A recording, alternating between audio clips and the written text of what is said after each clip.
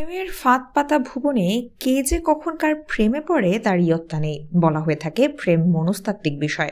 তবে সাধারণত মানুষ চেহারা, বাহ্যিক সৌন্দর্য ইত্যাদি দেখেই কিন্তু বেশিরভাগ সময়ই প্রেমে পড়ে। কিন্তু এমনও কিছু মানুষ আছেন যারা কেবল চেহারা কিংবা শারীরিক সৌন্দর্য নয়, বরং বুদ্ধিমত্তা দেখেই প্রেমে পড়ে। বিজ্ঞানের ভাষায় এসব ব্যক্তিদের বলা হয় স্যাপিওসেক্সুয়াল। এসব ব্যক্তিদের প্রেম ও যৌনতার অনুভূতি আবর্তিত হয় অপরদিকের মানুষটির বুদ্ধিমত্তাকে ঘিরে। শারীরিক সৌন্দর্য বা সামাজিক অবস্থানের চেয়ে অপরদিকের মানুষটির গভীর চিন্তাশক্তি, কৌতূহলী মনোভাব, প্রচলিত ব্যবস্থাকে প্রশ্ন করার মানসিকতা তাদের বেশি আকৃষ্ট করে। যেহেতু শারীরিক সৌন্দর্য তাদের টানে না, তাই স্যাপিওসেক্সুয়ালরা হুট করে কারো প্রেমে কিন্তু পড়েন না। প্রেমে পড়তে তাদের সময় লাগে অনেক বেশি। গবেষণা বলছে বেশিরভাগ ক্ষেত্রে স্যাপিওসেক্সুয়ালদের সম্পর্ক শুরু হয় বন্ধুত্ব দিয়ে। সময়ের সঙ্গে সঙ্গে মানসিক ও বৌদ্ধিক সংযোগ হলে তবেই আসে প্রেমের প্রশ্ন।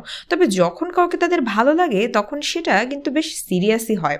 মেধা বা বুদ্ধির আকর্ষণ সবচেয়ে বেশি হলেও স্যাপিওদের শারীরিক আকর্ষণ যে একেবারেই নেই তা কিন্তু নয়।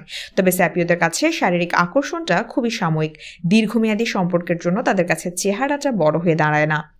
যারা অতিরিক্ত চিৎকার করে কিংবা মেজাজ দেখিয়ে নিজেদের মত প্রতিষ্ঠা করার চেষ্টা করেন, স্যাপিওরা তাদের একদমই দেখতে পারেন না। একইভাবে বোকামিও তাদের একদমই অপছন্দ। যারা নিজেদের অনুভূতিকে যুক্তির সাহায্যে ব্যাখ্যা করতে পারেন, যারা চট করে মেজাজ হারান না, জটিল পরিস্থিতিকেও শান্তভাবে সমাধান করার চেষ্টা করেন, সেরকম মানুষকেই পছন্দ করেন স্যাপিওরা।